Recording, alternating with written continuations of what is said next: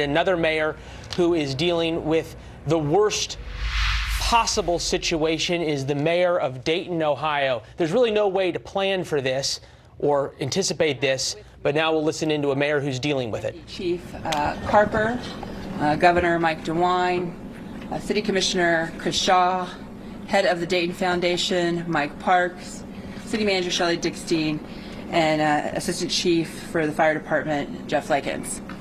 So we have some updates to give you today.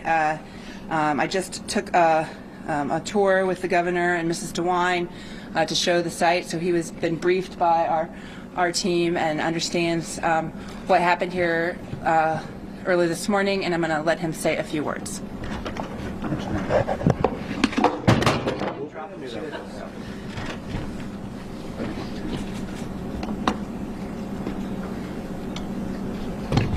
kind of hard.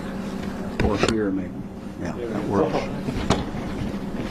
Well, thank you, Mayor, very much. Good afternoon, everyone. My wife, Fran, and I want to express to the victims' families, the Dayton community, our great sympathy. This is a heartbreaking tragedy, and it is the type tragedy that you pray never comes to your state or to your community. Mayor and I talked earlier this morning, very early this morning. Prior to that, I'd received a call from our public safety people about the situation. I just want to say that the City of Dayton, Montgomery County, first responders, everyone has done an absolutely amazing job. You practice for these tragedies and you pray to God they never occur. If you don't practice, you're not ready. It's clear Dayton was ready. The community was ready. The mayor has pointed out to me how many other departments have made themselves available and have been involved in helping. So I just want to thank all of them. I want to thank the Dayton Police Department, the officers who were involved in ending this tragedy, their professionalism, their quickness, their amazing courage, and their response undoubtedly saved many, many, many lives. We will never know how many lives were saved, but you know, police department and the mayor gave me the tour. My wife Fran and I the tour a few minutes ago, and the assailant was obviously very, very close to being able to kill dozens and dozens more people. So in this tragedy, we have to thank our first responders. We have to thank our police department for the amazing job that they have done. The mayor and I have been in contact throughout the morning. We'll continue to be in contact. I've made it clear to her that any resources that we have in the state certainly is available from our mental health specialists, and our highway patrol, of course, has been involved as well. But again, my hat's off to the City of Dayton, to the police department, and to the first responders. Thanks, Mayor. Thank you, Governor. Thank you so much. Certainly appreciate the governor's help, Ohio State Patrol as well, who have been terrific as we've gone through a number of these issues over the past summer. The governor has always been one to quickly call, quickly check in, and then be here when we're dealing with these issues. So certainly appreciate your personal leadership.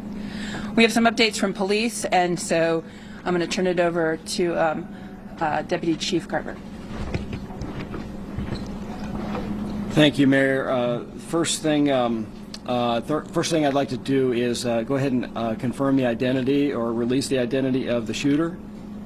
The shooter in this incident is Connor Betts, C-O-N-N-O-R-B-E-T-T-S, white male, 24, date of birth 10/28/94.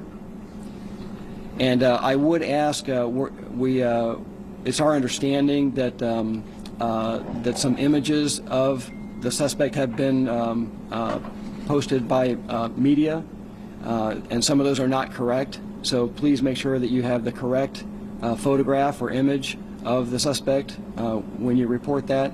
And secondly, there's I believe some of the media has the wrong Facebook posting on their website. So if you would, please make sure that you have the correct ones, so we're identifying the proper person and the proper person's image. With that, we will have additional information at 4 o'clock. We originally thought it'd be about a 3 o'clock briefing for a more comprehensive view of what happened and what the response was. That's going to be at 4 o'clock right here at this location. So we will give you additional information on the suspect and actually what transpired. At this time, I'll give you the names and demographics of the 9 people who were killed.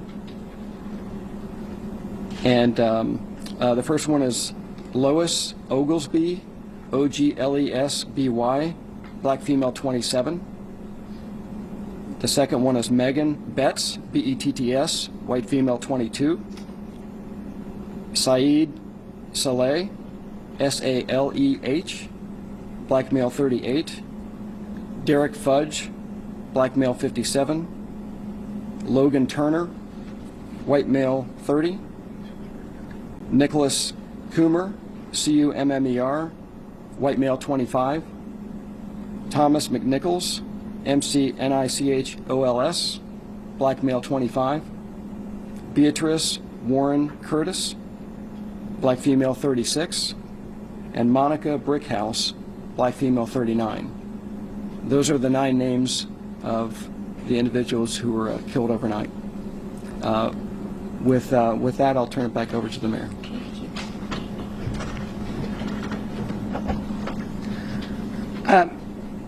So tonight I want to also announce we will have a vigil at 8 p.m. We've talked with the leaders of the Oregon Business District Association. It will be on the streets of Fish Street in the Oregon District at 8 p.m. this evening. Also, the blood center is closed today. We've been informed they have adequate supply today, but we want to remind people that if they want to take action, it would be good to donate blood tomorrow. And we have a special effort that we're putting together, and I want to thank the Dayton Foundation and have Mike Parks come forward to explain what we're trying to do for victims' families. Thanks, Mayor. First, our thoughts and prayers are with the families and the victims. As 2 months ago, we learned as a community we came together to help those in need, and once again we'll do that. And as we speak, a fund is being established called the Dayton Oregon District Tragedy Fund at the Dayton Foundation. That'll be up and going later this afternoon for those that would like to help. And if you'd like to help your neighbors and friends, there'll be a way to do that and to assist those that have been impacted. Thank you, Mike. I think what's most amazing about our community is once people woke up this morning as early as 5 a.m., 6 a.m., 7 a.m., folks and leaders from across the community called or reached out and said, what can I do? And then others we called and they immediately stepped in. And I really appreciate the Dayton Foundation for doing this quickly, as we know that there will be people that weren't prepared, obviously, for such a tragic event in their families. All right, with that, I'll open it up for question. Mike Campbell. Can you tell us whether the Spanish woman that died is related to sister, aunt, whatever, of the suspect? Yes, that's the sister of the suspect. Was she found in a different location from your other shooting victims? All 9 shooting victims were located in the Oregon District on or around 5th Street. Is there another crime scene in a different area related to this? As I said earlier, the investigation leads us in different directions. So obviously we look at vehicles, we look at houses, and yes, we did conduct a search warrant earlier today. Can you please say and spell one more time the names of the 9 people? And we will put this on our site as well. So how about we do that? Maybe Is that that'd be okay? best. I think that'll be best. We'll put that up. You mentioned that all of the victims were found in the same location, but we're hearing reports that the suspect's sister and boyfriend were found in a car. Can you comment on that? That's incorrect.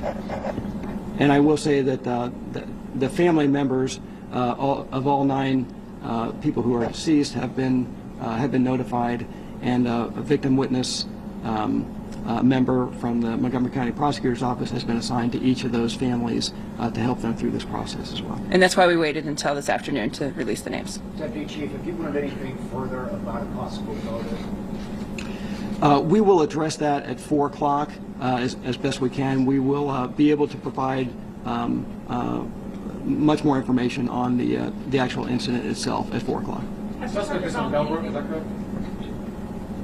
The address that we where he was staying and where we conducted a search warrant earlier today was in Bellbrook. That is correct. I want to ask the governor, actually, because, I mean, being former Boone County prosecutor, the suspect being from your own backyard, what are your thoughts on that? Well, all the victims are from our own backyard too, and so this is just an immense tragedy.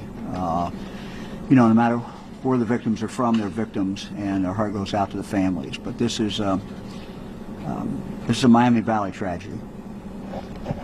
Can you comment on the suspect's clothing? We're hearing that something on his sweatshirt represented death. I cannot. We will comment more at 4 o'clock. I don't know if we'll get into that great a detail, but we will provide as comprehensive of an overview of what occurred at 4 o'clock. Was the shooting in the parking lot behind Dan Pepper's and on the wall, or on the street? The shooting took place on and around the street and sidewalk of East Fifth Street. So he moved during the shooting? We're telling you that the shooting took place on East 5th Street and on the sidewalks of East 5th Street. Okay, not the parking lot. Not the parking lot, correct. You said that it was the shooter's sister, the alleged shooter's sister, but what about a boyfriend? Have you confirmed that this shooter's sister and her boyfriend? We can give a little bit more information at 4 o'clock on that. Do you know more about the information that was there? I'm sorry, I can't hear you. Do you know more about how many bullets were fired? We'll try to get you a general idea of that at 4 o'clock. Governor DeWine, you said that Dayton was clearly prepared for this. Does that speak to the fact that though 9 people were killed, there's no way to avoid that?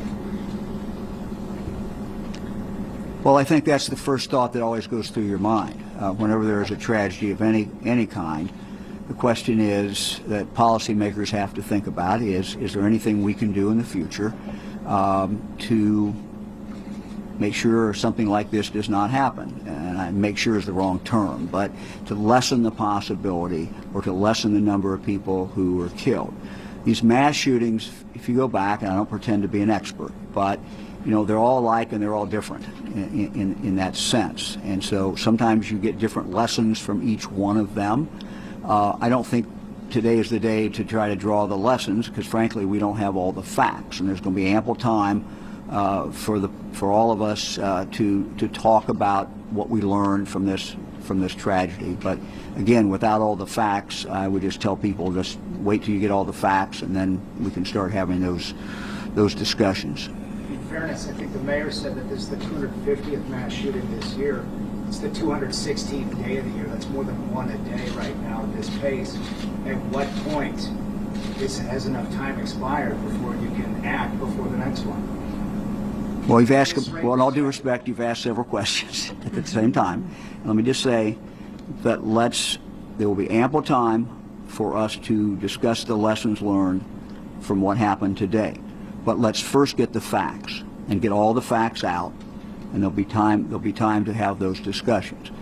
Each one of us who is in public office has an obligation to take what facts that occur, to take tragedies, whether it's a natural disaster, whether it's the disaster of a mass shooting such as this, whatever it is, and try to come up with the lessons learned.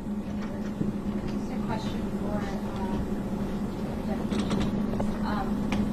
I'm wondering if any of the victims you particularly believe were targeted specifically, and the sister or her boyfriend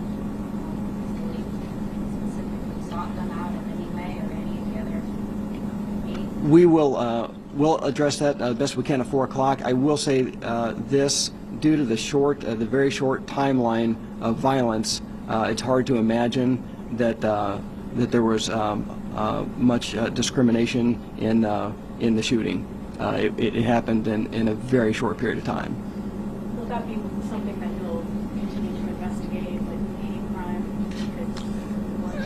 Absolutely. We're always looking at what could have motivated such a horrific action as this.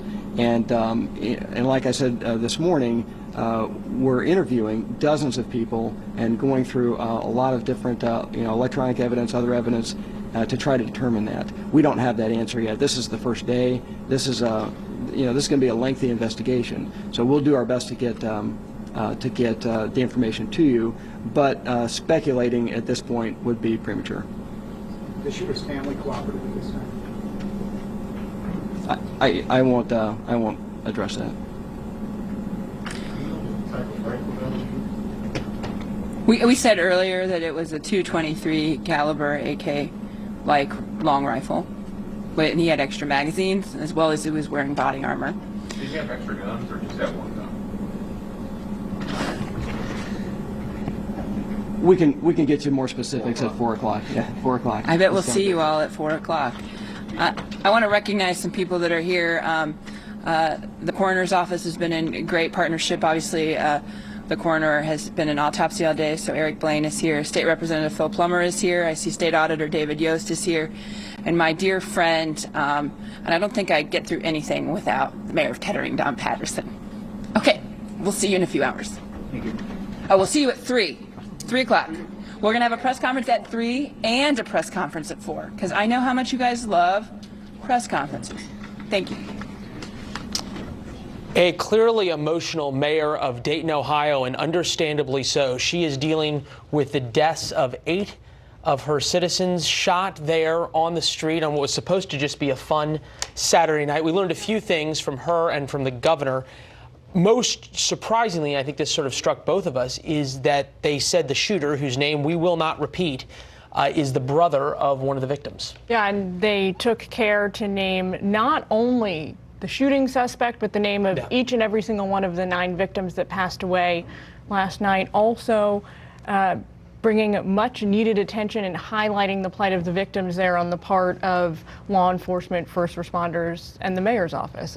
A bold and much needed move, I think. Yeah, noteworthy they did that in this press conference. We don't have the names yet of the 20 killed in El Paso. They say they are still waiting to identify all of those victims, notify their families officially that they are lost. So many families suspect that their loved ones didn't make it through because they haven't heard from them now 24 hours later. And we will, of course, try to find out as much as we can about these victims and remember them as their families would want us to.